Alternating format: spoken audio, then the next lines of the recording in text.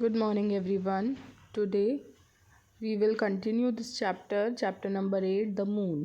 ठीक है, इस वीडियो में हम पेज नंबर 84 में phases of the moon पढ़ने वाले हैं. Seen from the earth, the moon appears to change its shape almost daily. ठीक है, जब हम अर्थ से देखते हैं तो हमें मून जो है अपना शेप चेंज करते हुए दिखाई देता है डेली. हमें मून का शेप डेली अलग अलग दिखाई देता है. But this is only an illusion caused by the position of the sun. ठीक है, सन जो है, सन के चारों तरफ हमारी अर्थ जो है वो राउंड लगाती है. ठीक है, और हमारा जो अर्थ है वो भी अपने एक्सिस पर घूमता है. और जो मून है वो अर्थ का राउंड लगाता है. ठीक है, अर्थ के अराउंड मूव करता है. इसी वजह से एक इल्यूजन कॉज होता है. और ये इल्यूजन क्या होता है? इल्यूजन का मतलब क्या होता है? हमें जब मून दिखाई नहीं देता, इसका मतलब ये नहीं होता है कि मून है ही नहीं. मून रहता है लेकिन वह दिखाई नहीं देता. इसे बोलते हैं इल्यूजन. जैसे कभी हमें हाफ मून दिखाई देता है तो इसका मतलब ये नहीं है कि मून हाफ है, पर हमें वो हाफ दिखाई देता है. This is the meaning of illusion. ठीक है, illusion caused by the position of sun the earth in relation to the moon. ठीक है, सन का अर्थ और मून के रिलेशन में जो सिचुएशन है, जो पोजीशन है, उस वजह से ये इल्यूजन कॉज होता है और हमें मून के अलग अलग फेज दिखाई देते हैं. दिस इल्यूजनरी फेसेस और shapes of the moon are called the phases of the moon. ठीक है, ये इल्यूजनरी शेप्स जो होते हैं मून के, उन्हें ही हम फेजेस ऑफ द मून कहते हैं. The moon makes one complete revolution around the earth in about 28 days. सबको पता है कि जो मून है वो 28 डेज़ में हमारे अर्थ का एक राउंड लगाता है. It takes the same time to complete one rotation around its axis. और वो अपने एक्सिस में घूमने के लिए भी, जो मून है वो अपने एक्सिस में घूमने के लिए भी उतने ही सेम डेज़ लगाता है. मीन्स 28 डेज़ में वो अपने एक्सिस में भी घूमता है और अर्थ के अराउंड रेवोल्यूशन भी करता है.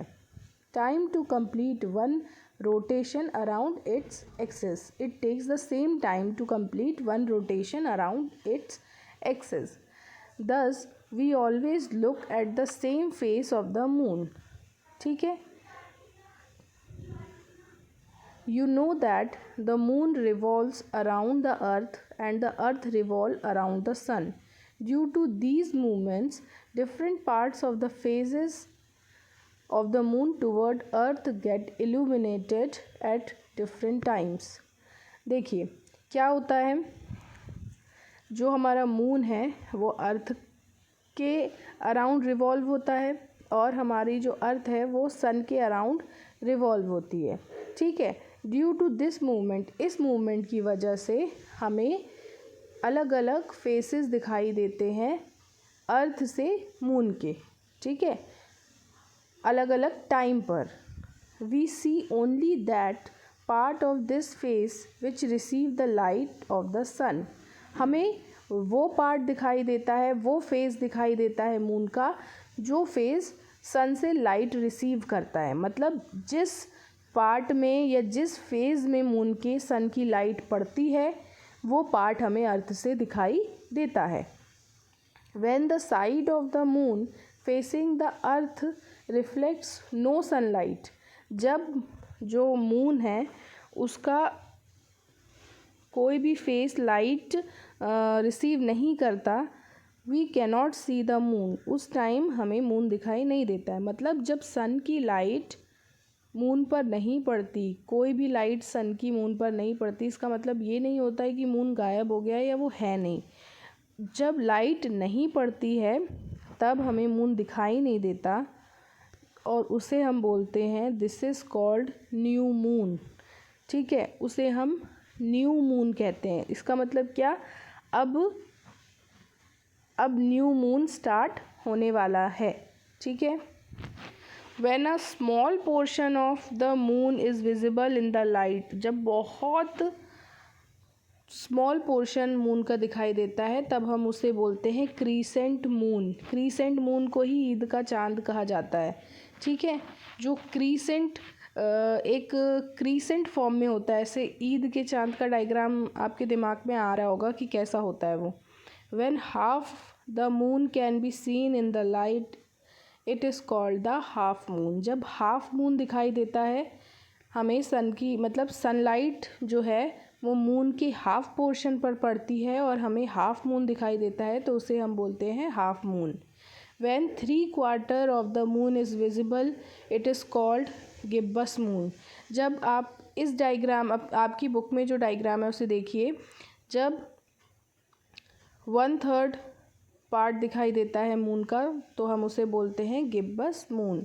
When the entire side of the moon facing the earth gets sunlight, we see the full moon। जब मून की एंटायर साइड पर सनलाइट पड़ती है और हमें पूरा मून दिखाई देता है तब हम उसे बोलते हैं फुल मून। ठीक है। Formation of eclipses. एक्लिप्सेस क्या होते हैं? एक्लिप्सेस आर नेचुरल फिनोमिना, एक नेचुरल घटना। ठीक है, जो क्यों होती है? That occur when shadow are formed in nature. ठीक है, एक ऐसी नेचुरल फिनोमिना, एक ऐसी प्राकृतिक घटना जो कब होती है? जब शैडो फॉर्म होता है नेचर में। और नेचर में शैडो का फॉर्म होगा जब जो हमारा सन की लाइट है और हमारा अर्थ है उसके बीच में मून आ जाएगा। ठीक है, तब हमारा एक टाइप का शैडो फॉर्म होगा जिसे हम बोलते हैं सोलर एक्लिप्स। ठीक है, अब हम इसे और डिटेल में पढ़ते हैं। When an opaque object comes between a source of light and a screen. ठीक है, देखो, अगर आपके पास कोई स्क्रीन है, ठीक है, कोई भी स्क्रीन हो और एक लाइट का सोर्स हो, या टॉर्च आप ले लें और टॉर्च को आप दीवार पर, आपके घर में वॉल होगी उसमें आप टॉर्च को दिखाएं। ठीक है, और अब क्या है, जो हमारा टॉर्च है वो सोर्स ऑफ लाइट हो गया और हमारी जो वॉल है वो स्क्रीन हो गई।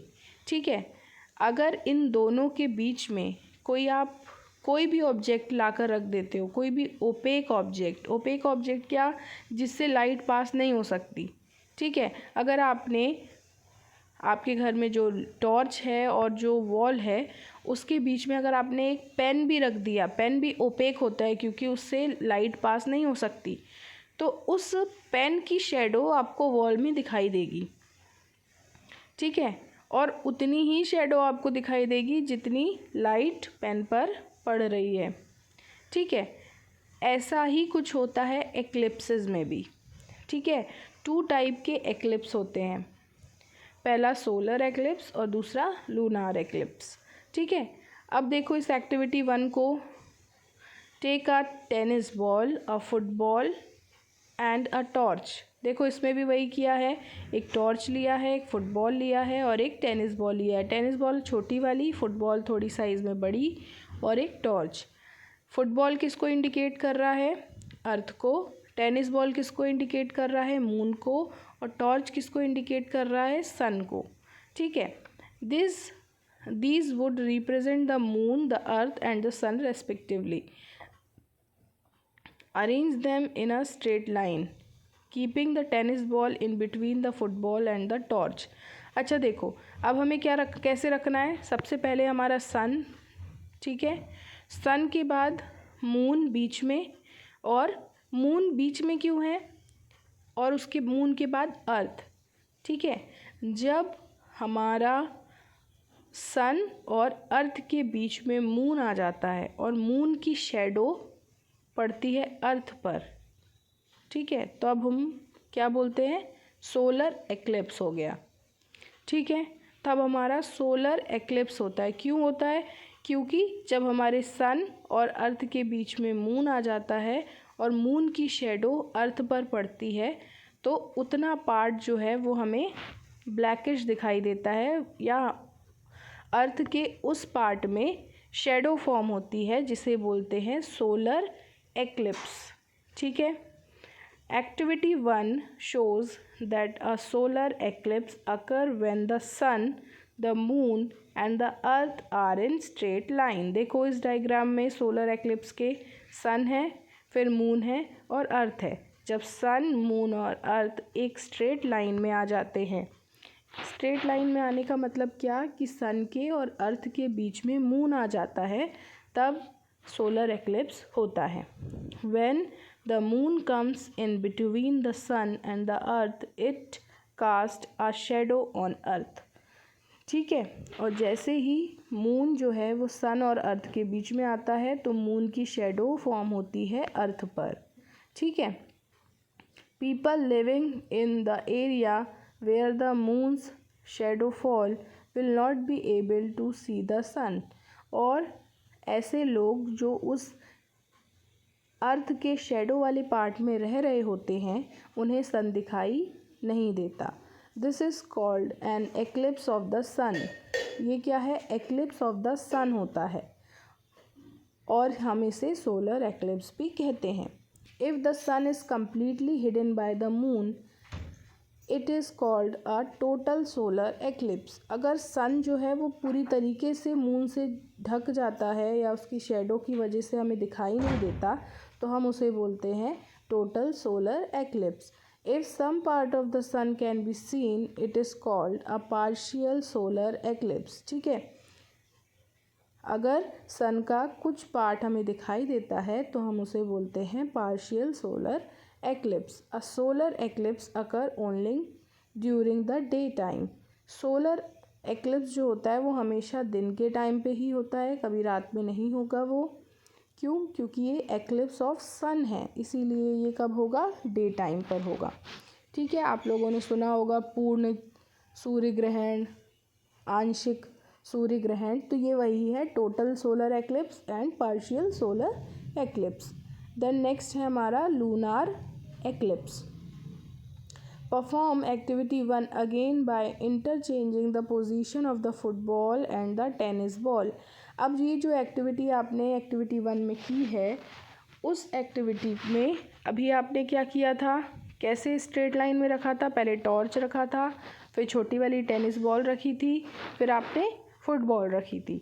अब आपको क्या कर देना है? इनकी पोजीशन को चेंज कर देना है। ठीक है। After interchanging the position, the football will be in between the tennis ball and the torch. ठीक है। अब क्या होगा? जब हम इनकी पोजीशन को इंटरचेंज कर देंगे तो फुटबॉल जो है वो हमारी सेंटर में आ जाएगी, टेनिस बॉल जो है वो राइट हैंड साइड पे चली जाएगी और टॉर्च हमारा लेफ्ट हैंड साइड पे जैसे हमने रखा था वैसे ही रहेगा। After lighting the torch you will observe that the shadow of the football falls on tennis ball। This is how a lunar eclipse occur। ठीक है। देखो अभी तक क्या हुआ था? टॉर्च को हमने राइट हैंड साइड पे रखा था, बीच में हमारा मून था और फिर हमारा अर्थ था। मून मीन्स टेनिस बॉल और अर्थ मीन्स फुटबॉल। ठीक है। अब हमने इनकी पोजीशन को इंटरचेंज कर दिया, मतलब हमारी फुटबॉल बीच में आ गई, मतलब अर्थ बीच में आ गया और मून जो है वो हमारा राइट हैंड साइड पे चला गया। अब क्या हो रहा है? जैसे ही हम टॉर्च को ऑन करेंगे तो हमारे टॉर्च की लाइट मीन्स हमारे सन की लाइट कहाँ पे पड़ेगी? अर्थ पर पड़ेगी और अर्थ की शेडो फॉर्म होगी कहाँ पर? मून में। जिस वजह से मून के जिस एरिया में शेडो फॉर्म होगी, मून का उतना एरिया हमें दिखाई नहीं देगा। ठीक है। इसलिए क्या होगा? एक्लिप्स ऑफ मून होगा, जिसे हम क्या बोलेंगे? Lunar eclipse. ठीक है। Hence this show that a lunar eclipse occur when the earth comes between the sun and the moon.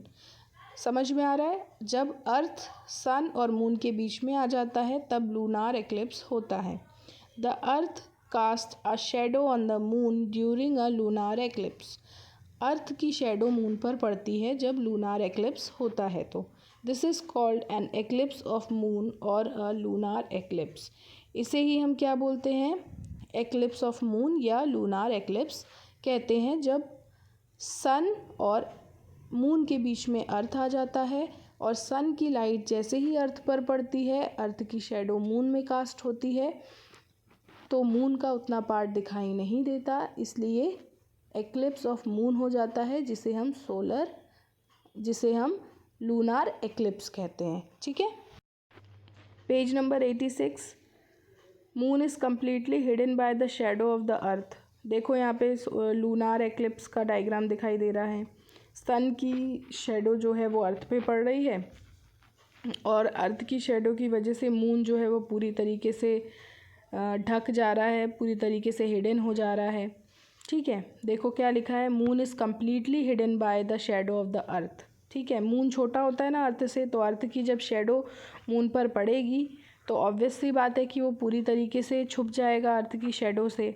It is called a total lunar eclipse when some part of the moon can be seen. अगर कुछ amount में moon जो है वो दिखाई दे रहा है, उसका कुछ पार्ट दिखाई दे रहा है, तो हम उसे बोलेंगे पार्शियल लूनार एक्लिप्स। ठीक है, it is not advisable to look at the eclipse with naked eyes as it may harm your eyes. ठीक है, हम बोलते हैं ना कि घर पे मम्मी लोग बोलती हैं कि आप सूर्य ग्रहण है, चंद्र ग्रहण है, तो उसे मत देखिए।